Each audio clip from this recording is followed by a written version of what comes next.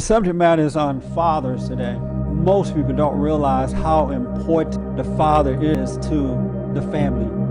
And he's more than just a paycheck, but he's much more than just a paycheck.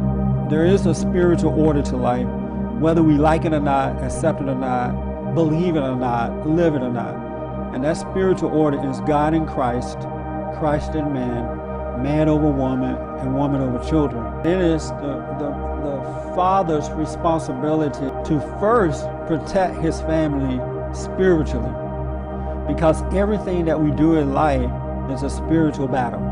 There's a warfare going on between good and evil, right and wrong. And the father have a responsibility to be that living example, just as Christ was that living example of what a father should be to us. His father dwelt in him. And we have that responsibility to live that way. It's unfortunate that most preachers don't know this, and then the men don't know it. And so instead of it happening, things are getting worse instead of getting better. Because a man draws women unto him with his masculinity.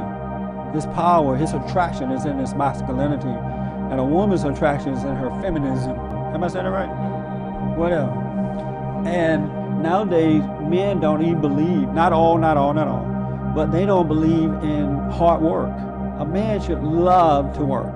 It should be an honor to get up in the morning and have to go to a job or to your own business or working with your hands, because even if you're not married, you're preparing yourself in case you get married to take care of your family.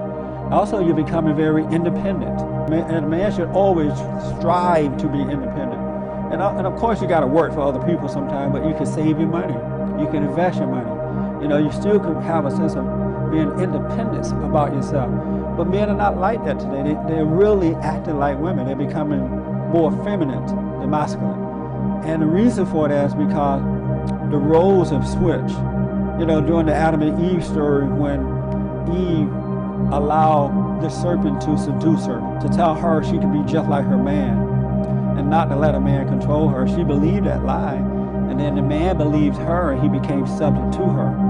Even though Christ came and reversed it, he is still subject to her. The average man has an attitude. Have you noticed that? They can't take criticism. They wake up in the morning mad. And not all women do this, but they don't wake up with a peaceful heart and a sound mind and ready to take on the day. They wake up irritated. And, you know, I say, I don't know how women deal with that, because if I was a woman, I would not want to wake up in the morning with another woman laying next to me irritated. It's kind of weird, isn't it? And in the older days, women would call men on that. You know, why are you so mad? You're acting like a woman. I'm the one supposed to be mad, not you. But they can't handle anything because of that feminine nature that's in them now. They have not understood their role in life, and their fathers and mothers have not set that example. And I have to tell you, it's evil too, because our battle is a battle between good and evil. And when men don't stand up and bring some good into the world, evil will take over. It's because the men have allowed it to happen. They've allowed the roles to switch in life, and now they have women are making decisions, and many of them are making decisions based on how they feel, not based on what's right, because they have not had good fathers and good husbands or good men around them to show them by examples how to make decisions based on what is right and not what they feel. And that's where the problem is. Men are absolutely pathetic. And it's too bad because of what's happening to society as a result of men falling from their proper role in life. You'll be surprised at the number of men that I counsel with who think about committing suicide because life is rough. Isn't that amazing? I grew up in Alabama on a plantation, and not one time did I think about committing suicide because I had to go to the cotton field, or it was too hot out there, it was too rough. I only thought that way when I moved to California and started hating white folks and got involved emotionally with myself, because I wasn't thinking and feeling like a man. A man is free, he's patient, he's understanding. You never find him angry, never. I mean, can you imagine finding Christ angry?